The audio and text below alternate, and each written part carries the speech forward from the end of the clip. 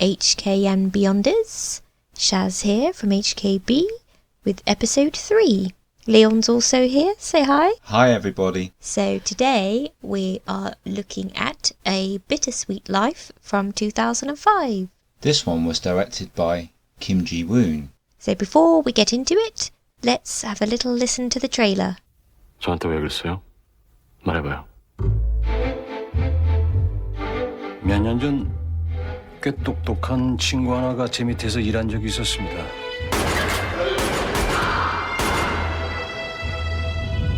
어느 날 그 친구에게 심부름을 하나 시켰는데 사소하게 생각했었던지 실수를 저질렀어요.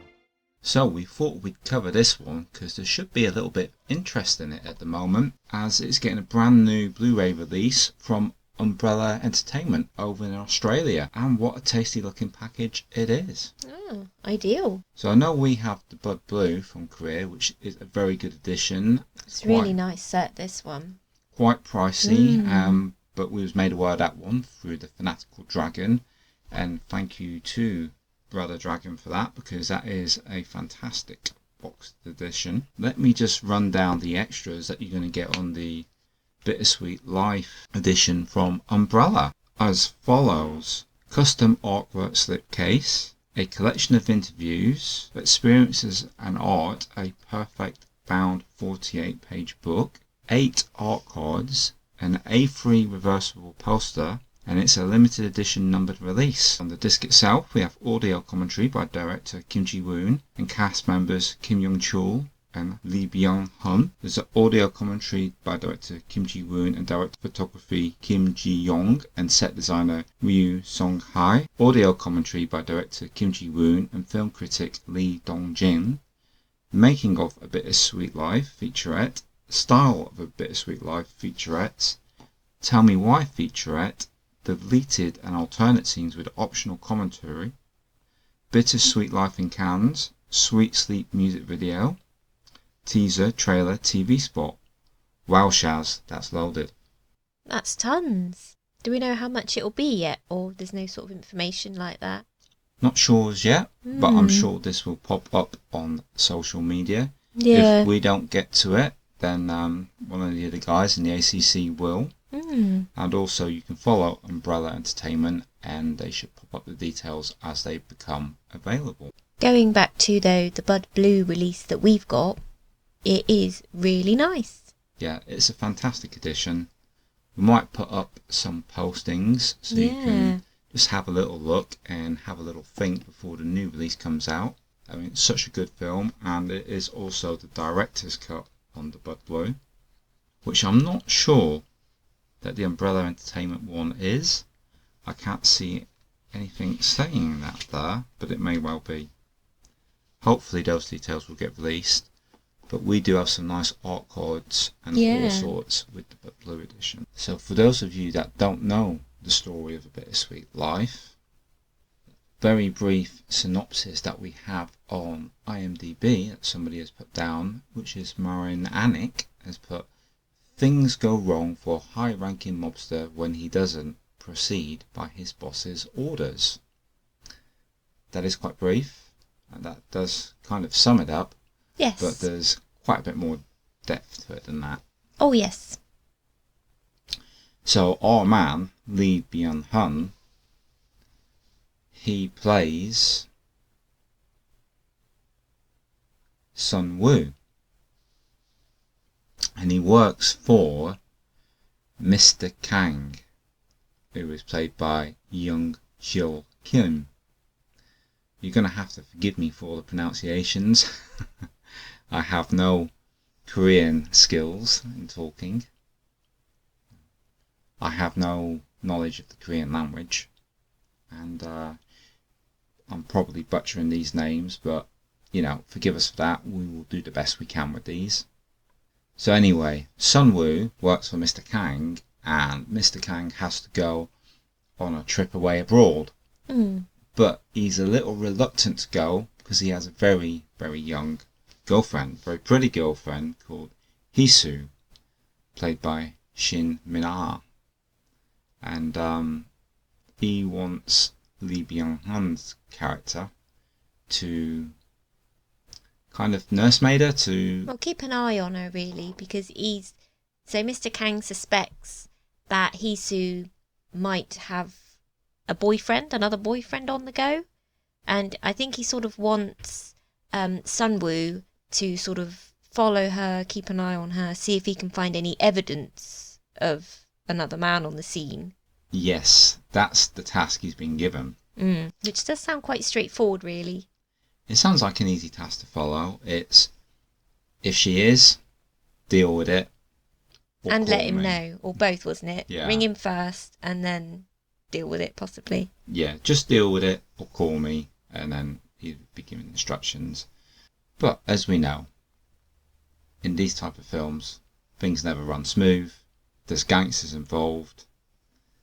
Then there's going to be complications, which leads to some really good dramatic scenes and some fantastic action. Now, this film we watched with my sister and brother-in-law, and my brother-in-law Paul is notorious for dropping asleep during films. You could put on the end fight of Rocky IV and he'd be snoring away. But in this, we were kind of confident that once it got to the business, that he would be wide awake, and he was. They were both, frantically discussing what was happening, what was going to happen, which was really nice to see from, somebody witnessing this film for the first time. Yeah, absolutely. They were really into it, weren't they? Oh yes. And it's not difficult to see why, Lee Byung-hun, he really deals with the action really well. Yes. I mean, we'll go into the opening action scene, for instance. We get some, really good fighting, some good choreography, when he gives the people that playing up in the club, a count free to leave, and they decide not to. Big mistake from them. And we get some good spin kicks and some punches, some elbows. It's really filmed beautifully. Quite harsh. This is a very violent film. It is. But it's very stylistic too. Yes, lots of corridors. It was really good sort of camera angles following characters walking down corridors. It was very interesting. Yeah, great camera angles. Yeah. And great shots. We have a lot of reflections, and I always think that's very skilled, not to show up any of the background, the camera operators. Yeah, Kim Ji-woon definitely has an eye for what looks good. He's got an artist eye. And every film we watched with him in, we watched A Tale of Two Sisters on a revisit recently when we picked up the Blu-ray, which was released by RL, and comparing it with this, you can see similarities in the thematic of the shots, with the corridors, etc. And he's done some great films as Kim Ji-woon. We're a big fan of him. Yeah. He's done A Quiet Family, which I believe Choi Min-sik was the star of that one, and Song Kang-ho as well was in that one. We have yet to see that one. I've tried before to pick up a copy of that, and it has eluded me. But hopefully, somebody could give this a nice release. He also directed The Last Stand, which starred Arnold Schwarzenegger. Yep, and Johnny Knoxville. I think this was Arnold's return feature after being governor of California. Right. And a lot of people had doubts about how this would be, because sometimes when you get an Eastern director directing a Hollywood film, they get severely diluted, and you get a film that you feel like done by the producer rather than the director. Right. Yeah. But I feel like this was a good compromise. It was a lot better film than I expected it to be, and you had a good casting there. You have people in there like Forrest Whitaker, and Peter Stormare. Good actors, and that was a good fun action film. Yeah, no, that was good. So it's nice that he has branched out into international films. Yes, because he would be more of a, considered art house, I suppose. But he also has commercial appeal too. His films make a lot of money, and they're very, very good, and they span a wide lot of genre films as well. We've got the good, the bad, the weird, which I really love. Song Kang-ho in that, and Lee Byung-hun again, so good. You know, I really like that. It's got that very Raiders Lost Ark sort of theme to it. And when he's on the sidecar and bike at the end with everybody chasing him, every time I watch that, you see me, I nearly drop off the edge of the sofa. So, you know, he knows how to create excitement and tension. As in, I Saw the Devil with Lee Byung-hun again and Choi Min-sik in that one, when they're, you know, the serial killer and the cop that's right on the edge. Fantastic filmography, you know. But just looking at his filmography, do you think it's interesting that there's like a few years gap between films? You know, he's got, you know, did some in 2000 and then nothing till 2002. And then after Tale of Two Sisters, it was then a couple years before Bittersweet Life. Wouldn't you? I mean, unless he was doing other things. I think he's a director that knows how good he is, and he's confident in what he picks. So I think if he has a project, he takes his time with it to make sure he gets it right. Okay, so you think it might take him like a few years to get the film? I think it's deliberate, yeah. Rather than just churning out. Yeah. It's more making sure it's a perfect picture when he gets round to it. Yeah, I think he's probably very selective about what he picks, and it pays dividends. Yeah, absolutely. For what we got. I mean, there's still plenty of films on his filmography for us to take a look at, and hopefully we'll get around to more of them. But, you know, Bittersweet Life for me, it's got to be in my top 100 movies of all time. It's just a masterpiece. Yeah, and didn't you say, because we saw the director's cut on the Bud Blue release we've got, and I can't remember how we saw it the first time, but you said in the director's cut there was a different scene that you didn't recall from the other version. There was, but I'm probably going to get that wrong. So I thought it was the musical scene being at the beginning. I didn't remember it being at the beginning. I don't know if you confirmed that anywhere, but I mean, I think it does say 2 versions of the film exist here on IMDb, so maybe. Yeah, so if anybody has watched this film enough on both versions, you know, please feel free to drop us a message and let us know. You'd just like to know, wouldn't you? I would love to know. Yeah, if you could email us at hongkongblu-rays@gmail.com and let us know, we'd be very grateful for that. I believe it to be the scene with the music. I think originally it just came at the end, but I could be wrong. It's been a few, like as in when the main character was thinking about something, we didn't actually see that initially, but we did actually witness it in the director's cut. Yeah. But again, I could be completely wrong. Probably I'm completely wrong. But the director's cut, for whatever reason, with the rearrangement of scenes and the different music placement, I feel that it just works a little bit nicer. Yeah. It made more of an impression on you this time than when we'd watched the DVD copy that I had some years back. Yeah. I mean, I don't always retain when I've watched a film. I guess, I don't know why, maybe because we watch quite a lot. I can't remember them all.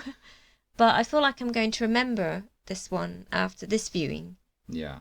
I think, like you say, it resonated a bit more with me this time. Maybe because it was a different version.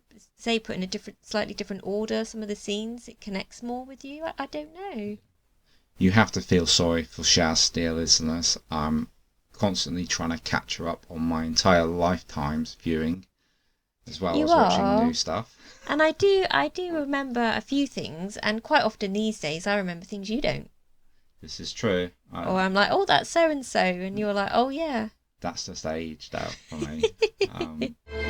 서로 마음의 일도 일어나지 않는다.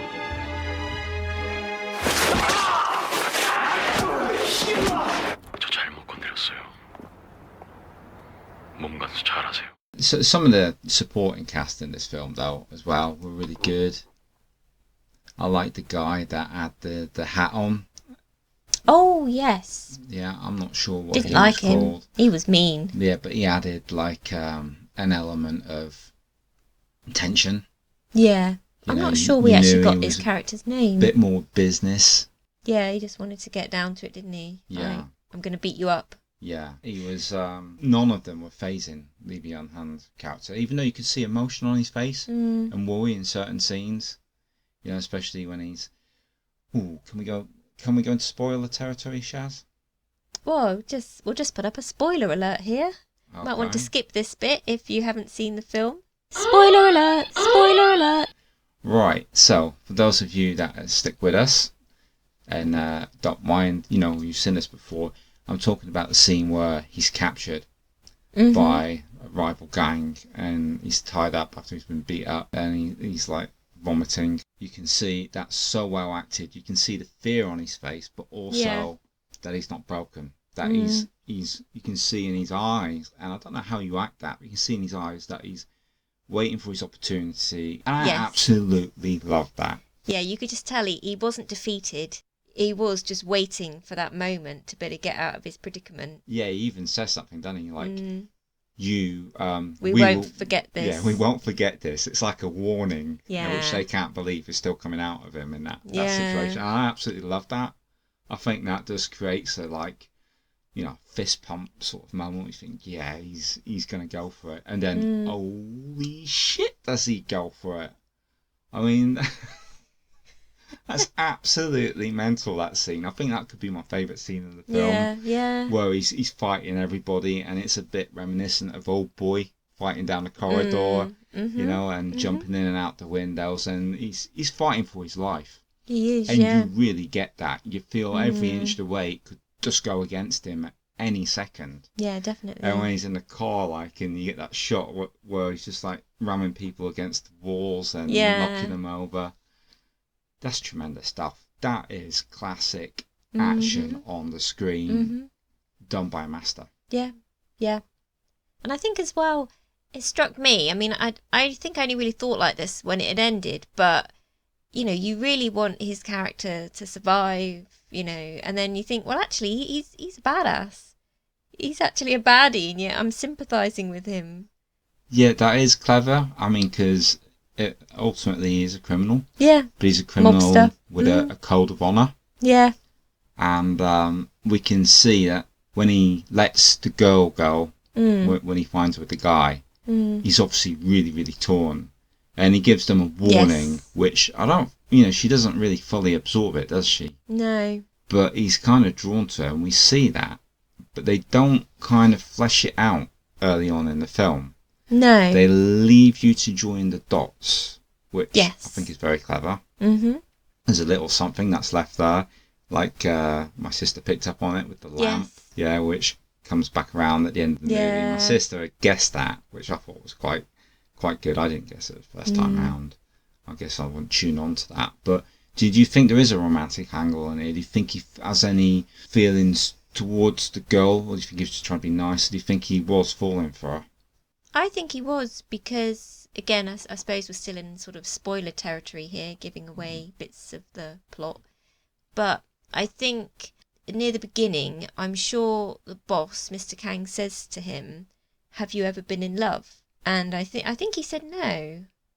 I think so. I'm wondering if he was falling in love with this girl. Yes. And there's a little snippets, like you say, you don't see it at the time, but then when things are happening, he's remembering things. And it is like he is thinking back on, oh yes, she's nice. I like her. Yeah, you can tell that, can't you? I do like that. And for the closing shot of the film as well, I really love it when it just gives you a nice little extra taster of his character. I mean, I'm talking about as the credits come down. Because there was a scene earlier on in the film where somebody was taking the mickey out of him, saying, "Oh, you think you're so cool," and he was like mimicking him, like shadow boxing. Oh yeah, and then as the credits come down, we see him in an earlier shot in the film where it cut away, where he goes up to the window and sees his reflection. But then you see him doing his shadow boxing and sparring and looking at his own reflection in the window, and you see him like really smiling and loving what he's doing. And I feel like that wasn't shown earlier on purpose, because you don't get to see that sort of fun side of him. He's all business, all serious, sleeping in the office on the couch. Yeah, very alert, alert, waiting for something to happen almost. He's dedicated as well, dedicated to his boss, and I think that's where a large part of his emotion comes from, is that he's dedicating himself that thoroughly for 8 years, or however long it is he says it was, that he can't believe that he's quite happy to shit all over him in the way that he does in the film.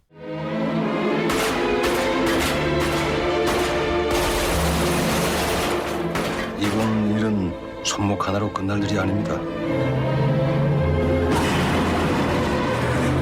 이 아저씨 몰라도 한참을 모르시는. 내 말 좀 들어봐! 그게 지금부터 지워버려 그럼 지워지는 거예요? A scene that made me think of another film was the road rage bit, where some blokes are sort of hassling him in the car, and then makes them stop, and then they all get a bit of a thrashing. And it reminded me, was it Russell Crowe in a film where some woman's like beeping her horn in a traffic jam or something, and then she has the worst day ever because he's like is he a serial killer, or he's then stalking her and ruining her life? Yeah, he's a complete and utter psychopath in that film. Yeah, but it just made me think, like, you never really want to have road rage because you never know what the other person's day's been like and how far you might push them by beeping your horn at them. I think it was called Unhinged from 2020. I remember that one. That one was lent to us by my brother, Mark. Thank you for that, Mark. Yeah, I can't say I'm the biggest Russell Crowe fan. I do admire him as an actor, and I particularly like Gladiator. And when he lent us this, it was one of the ones that I was like hesitant to put on, but you wanted to watch it, and we did, and I thoroughly enjoyed it. What a scary character he was in that. Yeah, frightening. So it just shows, don't beep your horn at an intersection. Yes, especially if Lee Byung-hun is driving, because he's going to kick your ass. And then, you know, and then some. You know what else he's going to do after that? He's going to take your keys away, and he's going to throw those fuckers as far as he can, so you're in for a long walk. And yeah, if we have a little discussion about his filmography as well, Lee Byung-hun. I mean, what a filmography this guy has had. So he was in JSA from 2000. Yep, Park Chan-wook movie, and we really like that one. That's a great film. Could be one of the first things that we saw him in, and again, there's a good Arrow Blu-ray that which we upgraded to last year. Really enjoyed that. He was in the Three Extremes as well, which was a fun film with like got an anthology film, horror movies and stuff. Okay. As we already said, he was in I Saw the Devil. Absolutely great film, that one. And he's been over in Hollywood as well. He turned up in the G.I. Joe films. Oh yeah. I'm not really, I've not seen that. I saw the first one, I think, and I didn't really like it. But he's also in Red 2, so alongside Bruce Willis and John Malkovich and Helen Mirren. So and he was in Terminator Genesis. Oh, he yes. was playing the Terminator. I mean, I didn't go much on Terminator Genesis, but it was really, really cool to see him there. And other big films like The Magnificent Seven as well. Right. Yeah. So, his name is out there, and people like to get him in films. He was also in Squid Game, wasn't he? He was in Squid Game. That was a nice surprise when he turned up. We did a little video on that one at the time, didn't we, on our YouTube channel? We did. Shameless plug there, Shaz. Go back and watch our Squid Game review if you haven't seen it. We really had fun with that one. We loved that series, but go and check out what we thought.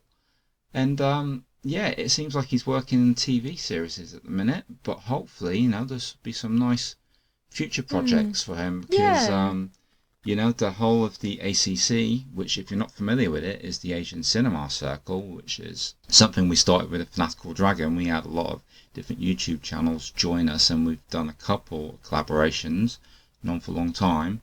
But yeah, all of the ACC, they all have a huge man crush on Lee Byung. I'm putting it out there. Sorry guys, you've all been outed. 말을 하면 들어 이 새끼야. 모르겠는데 끝까지 한번 가보려고. 인생은 고통이야. 몰랐어? 아저씨는 아저씨 마음 다 알아요? Also in this was Oh Kwang Rock, and we see that he's been in quite a few other films, hasn't he? Yeah, big Old Korean Boy? films. Yeah, Old Boy, Lady Vengeance, Sympathy for Mr. Vengeance. Yes, so obviously he's been used by Park Chan-wook a lot, or directed by him, and yeah, he was a bit of a scumbag in this one. He was, yeah. He wanted the job of Sunwoo, basically, and was willing to trample all over him in order to get that job. Yeah. So yes, absolutely fantastic cast, absolutely fantastic film. Yeah. For you guys out there that are on the fence, I would say if you like a good Korean actioner, you can't do any better than this one. I would go for it. Yeah, definitely. I'd recommend it as well. And we recommend either the Bud Blue if there's any copies left, because, you know, very popular film, and even though that's an expensive package, it's a very good one that was selling quite well last time we looked. Yeah. Or the upcoming Umbrella release, which keep an eye out for it, because that does look like a nice release. But if you're not fussed with any of that, I guess you could always look up one of the DVD copies, which I'm not sure whether you can still get them readily, but you know, if you go through like CEX or eBay, you should be able to pick up a copy for a couple of £1 or whatever currency you use.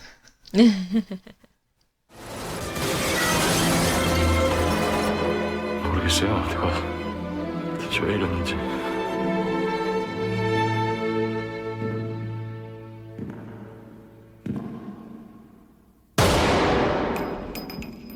노아르 액션, 달콤한 인생. And now for something completely different. We go beyond Hong Kong. So, where have we been beyond Hong Kong this time, Shaz? This time we have been to London with Treason. We watched this on Netflix with your mum, didn't we? We did. Mum was very receptive to this programme. So the synopsis for this TV sort of short series from IMDb is as follows. Adam Lawrence was trained and groomed by MI6. His career seems set. When the past catches up with him in the form of Kara, a Russian spy with whom he shares a complicated past, he is forced to question everything and everyone in his life. Right, so let's listen to a bit of the trailer.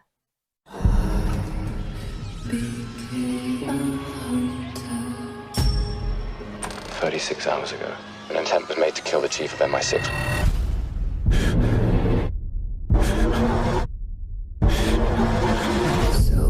I've been stepped up to chief.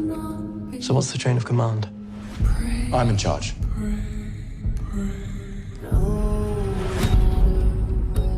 This is a volatile time. I think the plot's part of something bigger.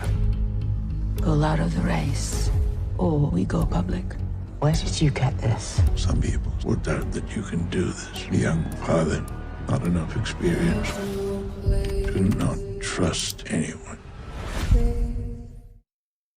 This one stood out to us because it had Charlie Cox in it from Marvel TV show Daredevil, and also one of my personal favourite actresses, Olga Kurylenko. So Shaz, what did you think of this limited series? I really enjoyed it, actually. I liked the sort of feel of it. You know, all very secretive. I like sort of secret agent films and programs. Yeah, it's a nice change when it's homegrown. Yeah. And it's set in this country. Gives it a different dynamic to, say, some of the more Americanized, like bigger sort of feeling spy films. It has a different flavour, and I quite like it. It feels more realistic. Yeah.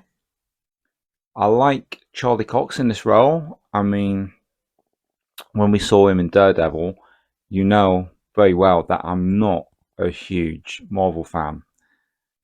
But when we put Daredevil on, the action in that and his performance as the lead character was absolutely amazing. Yes, it was. Yeah. There's some fight scenes in that are equal to, you know, movie fight scenes. Yeah. And he provided a very convincing character. So when Yes, he did. when we saw him pop up in this, it's like, oh, let's have a look at that.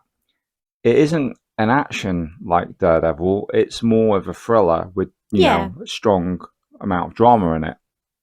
But it's good to see him tested as an actor. Mm-hmm. Yeah, I agree. I think he dealt with the character really well. Yes, you don't quite know, do you, when you're watching it? And we're not going to give anything away, but you don't know who to trust. It's one of those. Oh, is it him? Is it him? Is he what he seems? Is she what he seems? Yeah, I mean, I think my viewpoint of him changed throughout the program in different episodes, sort of switching sides as to what I thought of him, what I thought he was up to. Yes, and of course, his wife in this as well. She was played by Una Chaplin. I thought she was quite good. Yes, I liked her. So if we have a brief look through her filmography, we can see that she was in Game of Thrones, one of our favourite ever series. She was also in Black Mirror in an episode of that. Which is another show that we both love. You know, we like our sci-fi. I don't recall her from that. Obviously, every story in that was self-sufficient.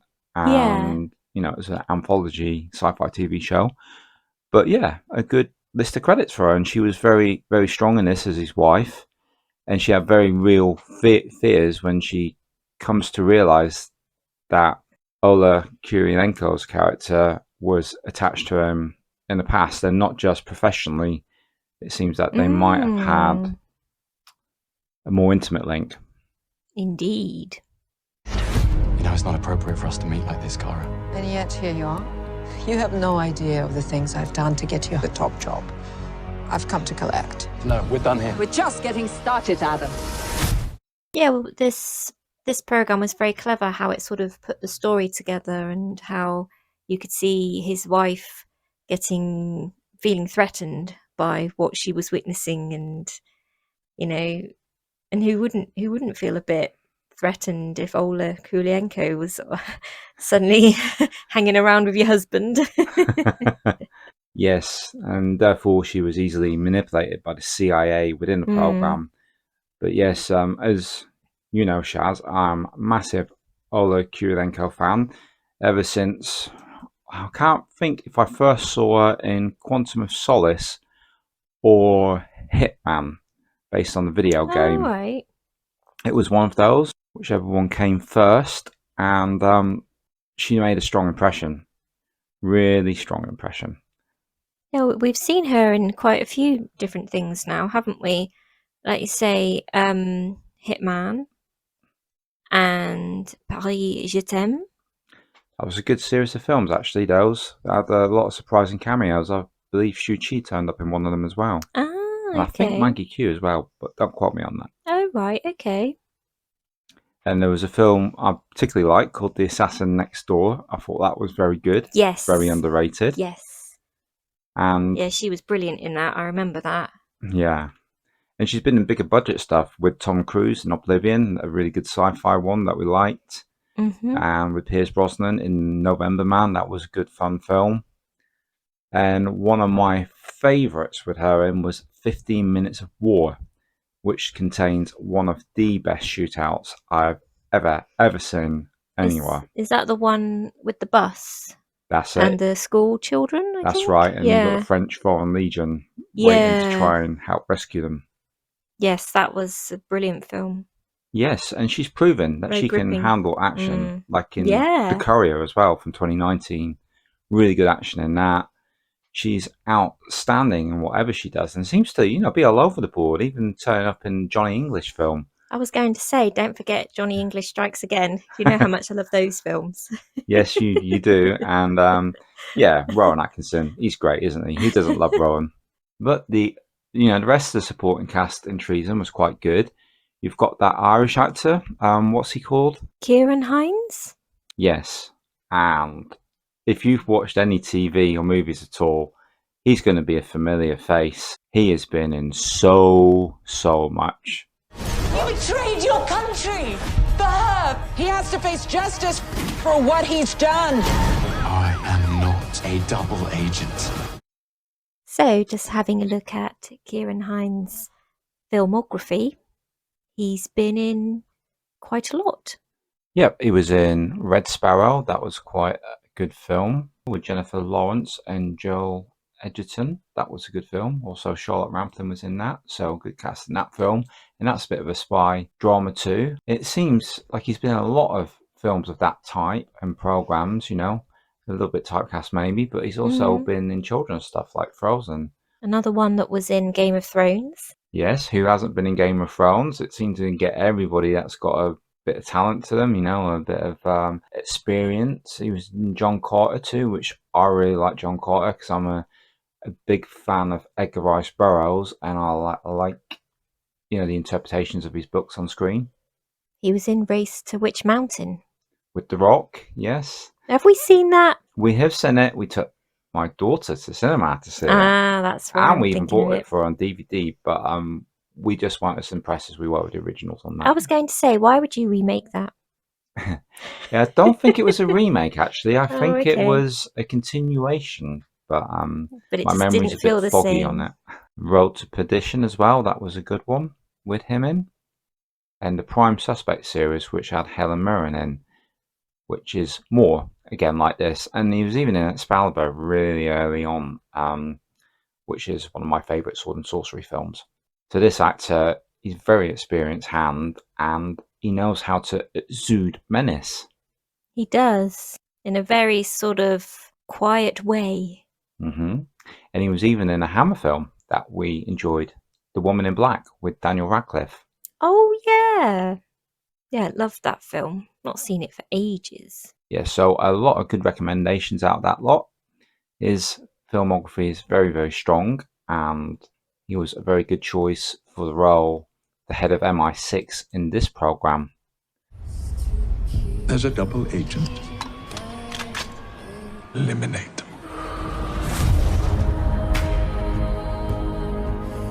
Your family are in danger because of something Adam might be caught up in. Dad, someone's following me. If you touch my daughter, I will destroy you.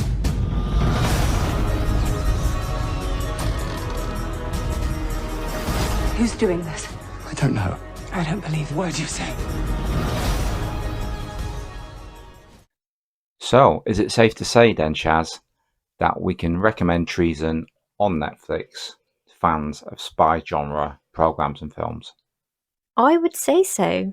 I don't think you'll be disappointed. So that's all for this segment of Beyond Hong Kong. We hope that's given you all some ideas of some different films to watch, especially of Olga Kurylenko's filmography. There's some decent films in there to pick from. Yes, she's highly recommended as an actress. She is indeed. And just before we go, I'd like to jump in there for me, Shaz, and say to everybody, have a little look on Facebook. We have now opened the Asian Cinema Circle Facebook group, and if you want to join and become a part of that, then have a little look, submit a request, and it should hopefully be a nice place where we'll get all the information that we want about all the programs, all the podcasts, all the YouTube videos, new releases coming out. That's what we want, just content that we can enjoy. And you can also follow us on Instagram and Twitter. And thank you to everybody who has followed us on all those platforms, any of those platforms. And we really do both appreciate your support so much. And that's why we do this, guys, because we love the community, and the feedback we get from everyone has been great. That's all for this episode. We really enjoyed looking at A Bittersweet Life, and we look forward to next time. It's goodbye from me, and it's goodbye from Leon. Goodbye.